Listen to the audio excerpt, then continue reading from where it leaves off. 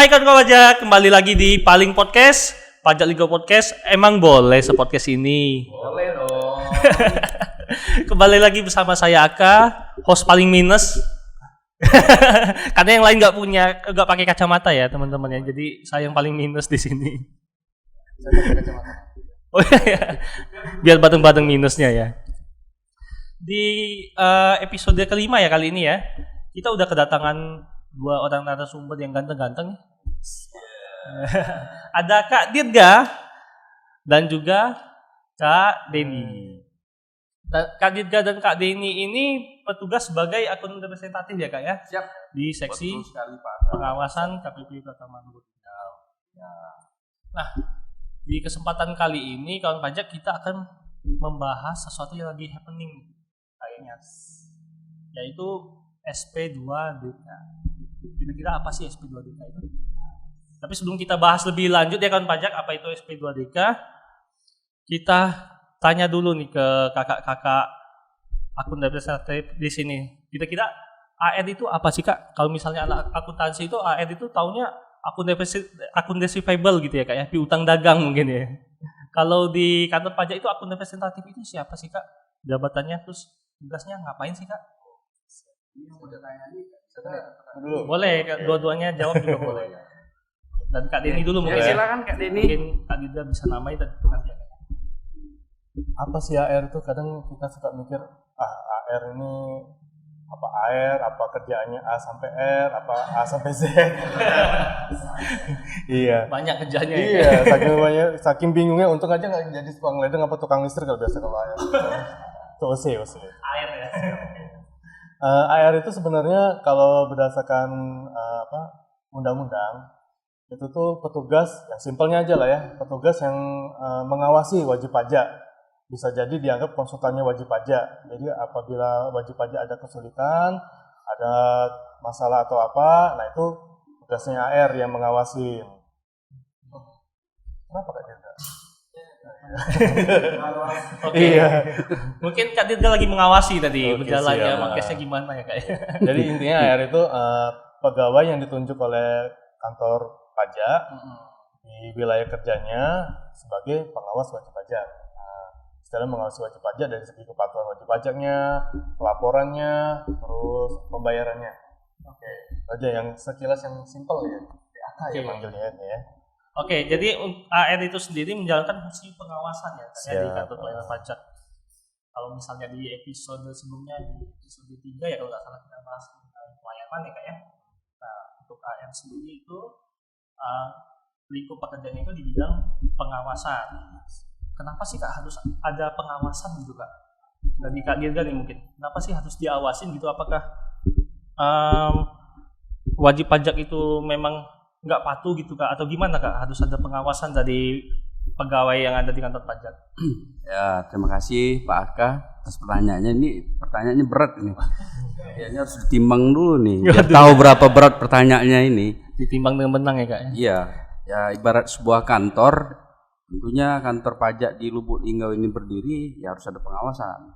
Karena dengan ada pengawasan, kita bisa memastikan bahwa wajib pajak ini sudah patuh atau belum. Yaitu, kalau ternyata wajib pajak ini sudah patuh, ya tetap harus ada pengawasan juga. Karena itu fungsi kerja kita. Ya kan? Karena mungkin juga ini ya Kak ya, berkaitan juga dengan sistem perpajakan kita ya Kak ya? Ya. Sistem perpajakan di Indonesia itu Pajakan sistem Indonesia. assessment ya Kak ya? Ya. Mana wajib pajak dalam menjalankan kewajiban perpajakannya yaitu daftar, itu bayar, lapor ya Kak ya? Dengan pajaknya itu diberikan kewenangan untuk melakukan sendiri sebenarnya Kak ya? Ya. Melakukan kewenangan sendiri sehingga diperlukan adanya pengawasan nih dari kantor pajak, apakah yang dilakukan oleh si wajib pajak, yang dilakukan oleh kawan pajak itu sudah tepat atau belum gitu ya Kak ya? Ya. Ini kalau dari survei nasional kita ngelihat kepatuhan wajib pajak ini belum sampai 70-80% ya Pak Aka ya. Itu baru survei nasional ya. Bukan. Survei nasional itu baru sampai 60%. Jadi ada kemungkinan wajib pajak kita ini memang belum patuh, baik itu patuh secara formal ataupun patuh secara material. Artinya dengan indikasi seperti itu tetap harus ada yang namanya pengawasan di kantor pelayanan pajak. Karena kalau WP sudah patuh, mungkin nggak ada lagi kantor pajak Lubuk Linggau ini. Ya, udah tutup. Sudah jadi ganti yayasan atau pesantren, Pak Aka. Itu. Oke, ini menarik nih. Itu berarti mengawasi kepatuhan wajib pajak gitu ya, Kak ya. Mengawasi kepatuhan kewajiban perpajakan yang dilakukan oleh kawan pajak. Nah, pertanyaan selanjutnya untuk Kak Denny. Kira-kira apa sih Kak indikator bahwasannya kawan pajak itu sebagai wajib pajak itu dianggap patuh gitu Kak? Lagi tuh. Kalau indikator tadi kan sebenarnya kan udah nyebutin ada yang kepatuhan formal sama formal itu apa sih? Nah, yang formal itu wajib pajak kan ada kewajiban untuk mendaftar sebagai wajib pajak. Jadi ini suka salah nih orang nih yang mungkin kemarin teman-teman di pelayanan udah jelasin kriteria orang mendapat NPWP itu kenapa. Jadi warga negara Indonesia wajib memiliki NPWP apabila memiliki penghasilan. Jadi kalau nggak ada penghasilan, ngapain buat NPWP? Kan kayak gitu logikanya ya kan. Okay. Nah, karena pajak itu kan atas penghasilan yang diterima oleh warga negara Indonesia. Kalau seandainya dia nggak ada penghasilan, ngapain kita pajakin? Karena yang dipajak itu penghasilannya. Oke. Setelah dapat daftar, kita persilakan mereka menghitung pajak yang mau dibayar. Setelah dihitung, terus dibayar, kemudian setelah dibayar dilaporkan. Yang formalnya itu dianggap patuh kalau sudah melakukan 4 ya, jadi daftar itu bayar lapor ya, itu sudah 4M itu. Kemudian yang material, nah material ini yang sering juga jadi pengawasan kita sebagai AR. Apa sih material? Material itu isinya, isi yang dilaporkan oleh wajib pajak. Kemungkinan ada beberapa wajib pajak ya tahu nih Pak, saya lapor kewajiban saya lapor setiap tahun untuk orang pribadi kan sama orang PPh Badan sama PPOP itu kan setiap tahun harus lapor. Untuk PPh Badan ada lagi yang SPT PPh pasal 21-nya, 22, 23 sama PPN-nya itu harus dilaporkan setiap masanya dan itu diakumulasi di setiap tahunnya di akhir tahun berikutnya. Nah, itu pelaporan itulah yang juga diawasin oleh AR. Tugas AR mengawasin tuh bukan langsung tuduh, ini salah. Enggak. Itu ini Bapak nih melenceng nih, ada penggelapan pajak segala macam. Enggak. Kita enggak segitunya ya. Nah, jadi tugas AR itu lebih cenderung kalau sedang mengingatkan. Nah, istilahnya tuh kalau guru tuh ngajarin ini loh yang benar, ngurusin kalau ada yang salah. Jadi tugas saya tuh ngawasin, yang ngurusin itu tugasnya. Jadi wajib pajak tuh iya ya saya salah di sini hitungnya. Jadi kita minta perbaikin, betulin, baru dilakukan pembetulan lagi, pembayaran lagi. Gitu. Jadi untuk AR sendiri tugasnya itu pengawasan dan juga mengingatkan aja sebenarnya kayak karena kalau untuk penegakan hukum nanti ada bagian tersendiri ya kayak ada pemeriksa pajak gitu ya kayak. Kalau kembali ke pertanyaan Pak, apa indikator sebenarnya ini dianggap patuh? Jadi untuk indikator utamanya itu dari laporan dan pembayaran pasca.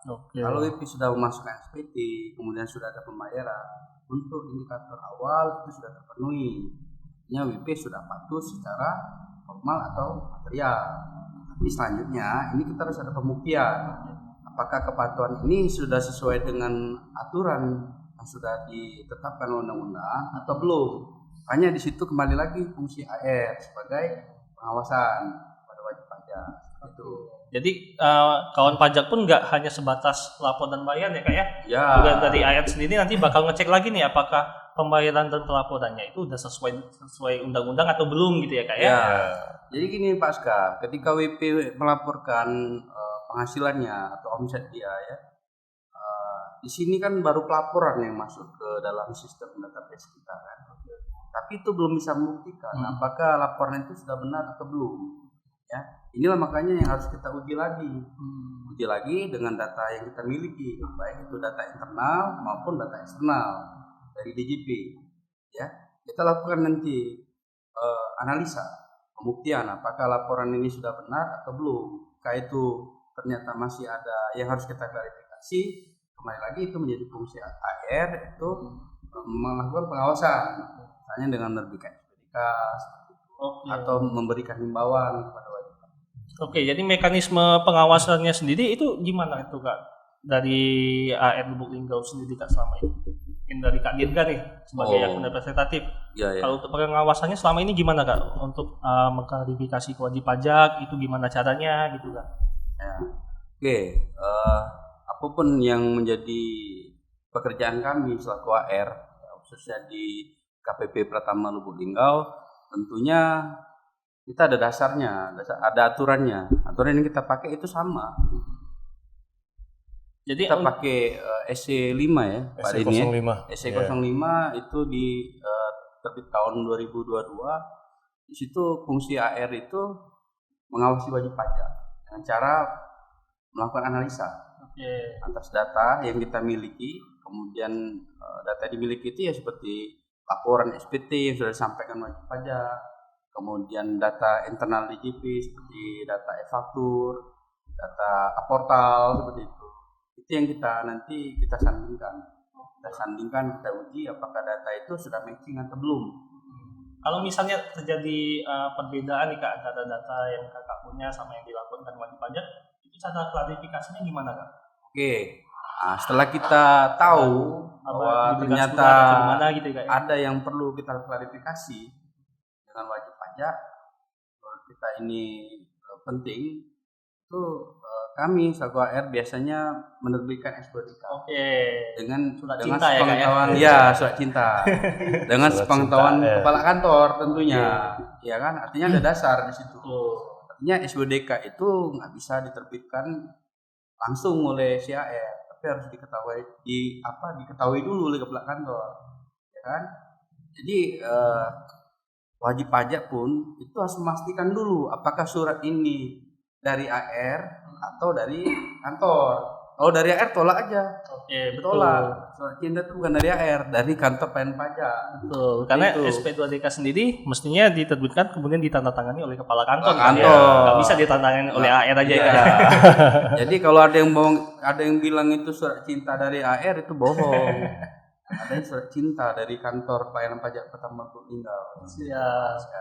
Jadi gitu ya Kak ya. Jadi kalau misalnya Kakak sebagai akun representatif gitu menemukan ada data yang mungkin belum sesuai gitu Kak ya, antara data yang Kakak temukan sama yang sudah disampaikan oleh wajib pajak, itu biasanya diterbitkan surat SP2DK ya, atau surat cinta yang sering dibilang sama kawan-kawan pajak nih Kak ya. Nah selanjutnya untuk Kak Denny nih, tadi kan kita nyebutin SP2DK ya Kak ya. Itu SP2DK itu apa sih Kak? Untuk apa dan fungsinya apa sih Kak? Kira-kira mungkin kawan pajak masih belum paham nih Kak ya, bagi yang belum pernah dapat surat cinta nih Kak ya. SP2DK sebenarnya kepanjangan itu surat permintaan penjelasan atas data dan atau keterangan. Nah, kayak tadi kan Pak Dirga udah jelasin, ada berdasarkan SC05 itu ada kriteria untuk bukan kriteria sih, prosedur untuk penerbitan SP2DK. Jadi istilahnya AR itu bukan cuma sekedar tiba-tiba langsung keluar SP2DK tuh enggak. Jadi AR itu menganalisa data-data yang sudah ada, yang kata Pak Dirga tadi, yang internal sama eksternal. Internal kita ya dari faktur pajak, bukti potong yang sudah dilaporkan oleh lawan transaksi itu jadi dasar kita untuk menganalisa, untuk pembuktian apakah ada pengawasan lah ya. Pengawasan apakah ada kesalahan dalam pelaporan atau pembayaran pajaknya. Nah, kewajiban perpajakan itulah yang kita awasin. Nah, dari analisa itu dari bukti potong, faktur pajak. Nah, ini yang lagi tren ini yang berapa bulan terakhir ini rekening ya, Kak ya? Rekening bank. Ini lagi tren ini kan. Kok tiba-tiba orang pajak ada nih data rekening. Kok bisa ngecek rekening kawan pajak gitu ya Kak ya? Iya, siap. Nah, ini data Roy Suryo. Nah, ini data rekening pajak ini kami peroleh dari kantor pusat. Nah, itu otomatis kita ada nama sistemnya Upper Web kalau yang untuk sekarang, sebelum kita beralih tahun depan rencana insya Allah beralih kan, beda lagi aplikasi, kita nggak tahu namanya apa nih kan, nanti dikasih sebutannya apa. Dari Upper Web ini otomatis perwajib pajak itu keluar data rekening itu. Nah, di situ disebutkan nomor rekening dan nominal jumlah saldo per tanggal 31 Desember di tahun tersebut. Tahun pajak ya. Tahun pajak ya, 2022 berarti 31 Desember 2022. Jadi bukan akumulasi 1 tahun, itu bukan. Jadi saldo akhir di akhir tahun itu. Nah, itu yang kita juga jadi dasar klarifikasi atas saldo itu tadi. Karena itu kan kadang wajib pajak tiba-tiba ngomong penghasilan dia, umpama nih si A dia lapor pajak penghasilannya cuma 400 juta. Padahal di saldo rekeningnya ada sampai 600 atau 800 juta. Kan kita wajib klarifikasi uang dari mana. Betul. Ini. Karena istilahnya selisih itulah yang kita mau cari untuk melakukan pembetulan untuk laporan SPT-nya. Kalau nggak dibetulin, nanti ke depannya kita kan ada dasar undang-undangnya untuk perhitungan itu kan malah jadi masalah. Dan itu kalau udah masuk ke ranah pemeriksaan itu bukan tugas AR lagi. AR udah lepas tangan. Nggak bisa lagi kita handle. Udah penegakan hukum. Udah beda lagi, udah penegakan hukum dan itu sudah di luar ranah AR sebagai pengawas di situ. Jadi kalau teman-teman dapat surat cintanya lah dari AR, ya kita mohon jangan takut. Jangan takut, jangan pusing. Aduh Pak, saya nggak bisa tidur nih katanya kan. Biasanya saya gitu nih AR, teman-teman AR tuh suka, aduh Pak, saya nggak bisa tidur nih Pak. Ini mikirin apa lagi nih orang pajak ngirimin surat kayak gini, kita nggak paham kan. Jangan takut, kalau memang nggak paham ya ke kantor pajak, temuin AR-nya, konfirmasi sama AR-nya, cerita. Betul. Pak ini apa nih Pak ceritanya nih Pak suratnya, kami nggak paham nih Pak. Nanti AR insya Allah mau bantu, mau ngerespon, kita kan batasnya namanya SPDDK itu kan klarifikasi. Iya, peminta penjelasan data dan penjelasan data. Kalau seandainya AR-nya nggak dikasih penjelasan, ya kita sebagai AR ini gimana penghasilan atau bukan gitu ya Kak ya. Karena bener. tadi kalau yang Kakak bilang tadi kondisinya per 31 Desember tadi kayak kalau misalnya rekening. Bisa aja kalau misalnya tiba-tiba ada rekan yang nitip uang gitu di rekening kita di tanggal 31 Desember ya Kak ya. Padahal bukan penghasilan gitu ya. Ada juga terus tanggal itu. 1 dia udah diambil lagi uangnya. Itu kan udah ke-record juga Kak ya. Per 31 Desember uang tersebut ada di rekening kita kan. Dan yang kayak gitu ya mesti diklarifikasi ya Kak ya.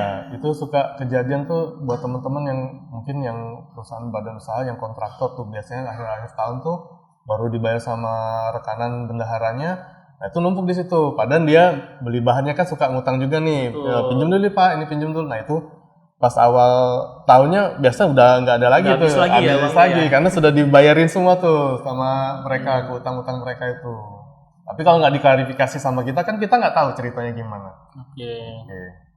Tuh gimana Mas Aka? Nah itu menarik nih tadi Kak. Kalau misalnya wajib pajak di Lubuk Linggau gitu ya Kak ya. Kalau dapat surat cinta katanya tadi masih banyak yang nggak tenang gitu ya kayak hidupnya ya kayak ini gimana ini saya dapat surat cinta dari kantor pajak gitu. Kira-kira Kak Dirga nih mungkin ya Kak selanjutnya. Kira-kira apa sih yang harus dilakukan oleh wajib pajak gitu Kak kalau misalnya dapat surat cinta dari kantor pelayanan pajak? Oke. Seperti tadi sempat saya singgung Pak Aska, itu kita harus pastikan dulu pertama surat itu apakah benar dari kantor pelayanan pajak pertama Lubuk Linggau. Harus konfirmasi dulu ya Kak ya. Takutnya dulu. Ada penipuan juga ya Kak ya. Iya. Kemudian kedua, dibaca secara detail apa isi dari SPDDK itu. Apa dasar hukum yang diambil dalam SPDDK itu. Kemudian langkah berikutnya itu wajib pajak silakan nanti untuk bertatap muka langsung maksudnya dengan AR konsultasi mengenai surat klarifikasi itu, atau bisa juga nanti via telepon, ya kan? Via telepon. Karena dicantumin juga ya Kak nomor telepon di surat cinta itu Kak ya? Iya dicantumkan juga di situ. Jadi boleh dia memilih sarana apa mau dipakai nih, atau via email silakan. Email juga Kak? Bisa. Nanti kita jawab apa yang menjadi pertanyaan mereka ini, atau apa yang menjadi sanggahan. Tentunya dalam SPDDK ini itu kan ada jangka waktu yang diterbitkan. Itu ada jangka waktu 14 hari. Sejak surat diterima wajib pajak dalam waktu 14 hari ini SPDDK-nya harus dijawab oleh si wajib pajak. Jika mereka jawabnya lebih cepat dari waktu 14 hari ini, mereka boleh nanti menyanggah lagi. Misalnya sanggahan pertama itu di bawah 14 hari. Kemudian ternyata mereka menimbang, ternyata nggak benar nih sanggahan aku kemarin. Aku klarifikasi lagi, buat surat lagi. Yang kedua, nggak apa kalau masih dalam waktu 14 hari tadi Kak ya. Oke. Kemudian ternyata dalam 14 hari, misalnya, ini contoh lagi ya Pak.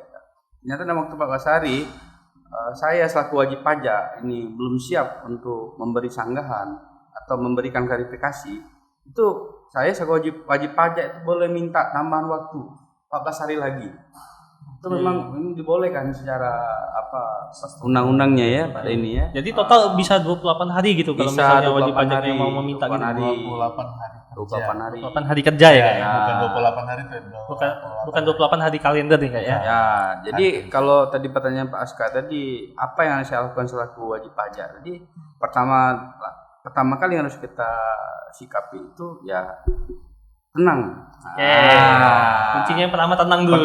Tenang dulu, jangan langsung marah, emosi, kesel, ya Apa kan? ini? Iya kan? Jadi Karena bisa aja data yang didapatkan oleh Bapak Ibu AR juga belum tentu 100% akurat kayak yang tadi Kak ya. Iya. Kalau misalnya datanya ternyata bukan penghasilan gitu, orang cuma nitip doang, uangnya di rekening kan bisa jadi seperti itu juga ya Kak ya? Iya, seperti dijelaskan oleh Pak Denny tadi, SPODK itu kan kepanjangannya Surat Permintaan Penjelasan. Oke. Ya kan? Artinya di situ kita diminta klarifikasi, ya kan? Kita bukan menghakimi di sini, bukan mengadili. Kita nggak bicara lawyer enforcement, penegakan hukum enggak. Kita bicaranya ini klarifikasi. Artinya ini benar nggak nih? Ini loh ada data kami dari pajak. Ini benar nggak datanya ini? Ya kan? Cocok nggak sama data yang kalian punya? Atau sebaliknya, ini benar nggak data yang sudah kalian laporkan? Sementara data kami di DJP seperti ini. Jadi disitulah fungsi kami selaku representatif, representatif tadi. Kalau akun itu orangnya, representatif itu ya tugas kami. Representasikan kan apa yang menjadi dasar dari kerjanya AR tadi. Oke. Jadi tadi kalau misalnya kawan pajak gitu dapat surat cinta dari kantor pajak, yang pertama yang harus dilakukan adalah tenang ya Kak ya. Tenang dulu, nggak usah ambil nafas dulu, nggak usah emosi. Kemudian, sabar aja, sabar. Ya. Kemudian dipastikan dulu kalau surat itu beneran dari kantor pajak atau enggak? Bukan. Ya. Karena ada juga kejadiannya ada bahwasanya penipuan. Ya, itu jadi penipuan ya kayaknya bukan kantor pajak yang menerbitkan surat tersebut. Karena saya juga punya pengalaman tuh Pak Aska. Itu ada WP, itu konsultasi sama saya. Pak, ini saya dapat surat dari kantor pajak. Ya kan? Kop suratnya benar. Nomor kode suratnya benar ya kan? Tapi begitu kita cek, ternyata kepala kantornya bukan kepala kantor di kop surat itu. Iya kan? Kemudian kita cari juga di kepegawaian, nggak ada nama orang itu di dalam kop surat. Ya kan? Ya indikasi awal kita ya ini surat palsu. Asli tak palsu. Aspal ya Kak? Asli tapi palsu. Ya. Kayaknya berkaitan juga sama yang ketiga tadi. Dijawab begitu Kak ya, atau diklarifikasi surat tersebut, sekaligus juga dikonfirmasi apakah benar ini surat yang diterbitkan oleh kantor pajak atau bukan ya Kak ya. Benar. Istilahnya kalau teman-teman pajak ragu, itu kan ada nomor HP tuh. Kalau memang ragu nomor HP-nya itu benar atau enggak, boleh ke kantor pajak aja langsung paling aman ya Kak ya. Iya, aman sih ke kantor pajak atau kalau kita masih agak ragu kan kalau kita kan ada KP2KP tuh.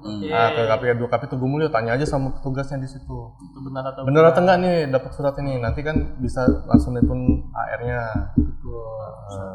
Nah, tadi kan disebut sama Kak Dirga tadi kalau itu ada jangka waktunya kayak. Ya, SP2DK itu jangka waktunya tadi 14 hari ya. 14 hari. Nah, kalau misalnya kawan pajak udah nerima surat tersebut tapi udah lewat 14 hari nggak juga ditanggapin nih Kak. Itu ada konsekuensinya nggak? Ada dong konsekuensinya.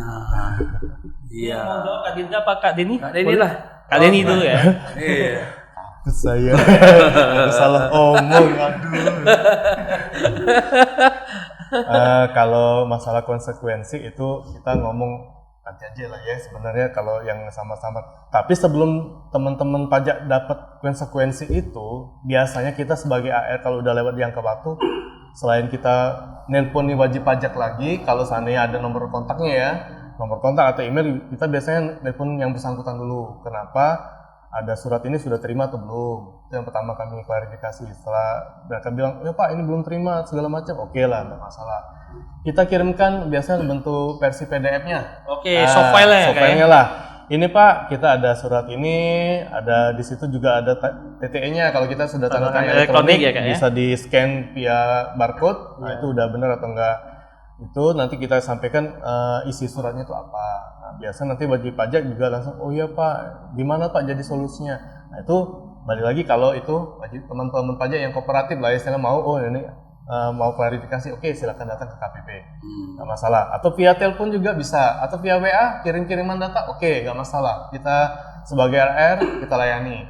Nah kalau seandainya stuck tuh, telepon nggak bisa, email nggak bisa, di WA nggak nyambung segala macem, oke kita biasa AR visit. Oke. Jadi kita AR ada surat tugas, jadi jangan sampai visit ke WP kita nggak ada surat tugas, nggak boleh kita. Jadi AR siapapun lah, semua petugas pajak kalau datang ke wajib pajak harus punya ada surat tugas. Itu wajib, dan harus menyampaikan surat tugas itu sebelum berkomunikasi langsung dengan wajib pajaknya mengenai surat yang mau dibahas. Biasa gitu. Udah kalau visit, nah kalau ketemu ya oke lah, kita jelasin prosedurnya gimana, terus klarifikasi datanya apa. Nah, ada juga beberapa yang wajib pajak yang, Pak, saya kan udah bayar, udah di-setor tuh sama rekanan saya, pajaknya sekian-sekian, masa saya harus bayar lagi? Ada yang kayak gitu. Nah ini nih yang kita nggak bisa nih. Kalau udah stuck kayak gini, kami sebagai AR nggak bisa ngomong apa-apa lagi, yaitu ranahnya sudah beda Mas Aka. Nah, itu biasanya kalau dari kantor, kalau udah lewat dari jangka waktu itu, mau kooperatif, ya kita ada namanya fungsional pemeriksa, ya otomatis itu lanjutkan ke penegakan hukum ke mereka. Dan itu pun ada kriteria yang bisa dijadiin dasar untuk itu tadi. Nah, itulah. Jadi sebagai tambahan Pak Aska dari penjelasan Pak ini, ketika SPDK tadi tidak direspon wajib pajak, itu langkah berikutnya setelah dari pengawasan kan itu lanjut ke penegakan hukum atau law enforcement. Nanti bisa lewat pemeriksaan atau penyidikan ya Kak ya, atau biasa kita kenal PLP, penyidikan bukti permulaan ya, seperti itu. Kemudian ada lagi konsekuensi selain itu verifikasi. Misalnya kayak gini, SPDKR ini terkait KMS, kegiatan membangun sendiri.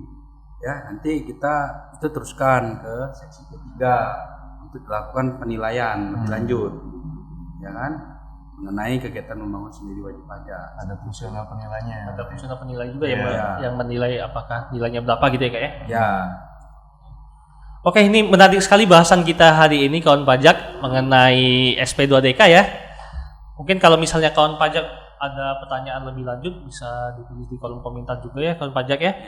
Sebelumnya saya ucapkan terima kasih juga kepada Kak Dirga dan juga Kak Denny ya Kak ya, sudah menjadi narasumber paling podcast kita pada sore hari ini. Bagi kawan pajak jangan lupa untuk like, comment, share dan subscribe video ini bila mana kawan pajak merasa terbantu dengan adanya podcast kami, dan juga kawan pajak bisa memberikan ide juga kepada kami kawan pajak kalau misalnya untuk seri-seri podcast selanjutnya mau membahas apa, boleh juga di kolom komentar kami atau di sosial media kami yang lain juga boleh, ada di Instagram, TikTok, Twitter, dan juga TikTok juga ada kawan pajak. Jadi mungkin itu dulu pembahasan kita pada hari ini ya. Terima kasih saya ucapkan sekali lagi kepada Kak Dirga dan juga Kak Denny. Waduh, itu kita bicarakan di belakang nanti ya Kak ya. Jangan di depan kamera dong Kak. Itu podcast yang lain. Oke. Terima kasih kepada kawan pajak yang sudah menonton. Saya akhiri. Terima kasih. Wabillahi taufiq wal hidayah. Wassalamualaikum warahmatullahi wabarakatuh. Waalaikumsalam. Paling podcast emang boleh podcast itu.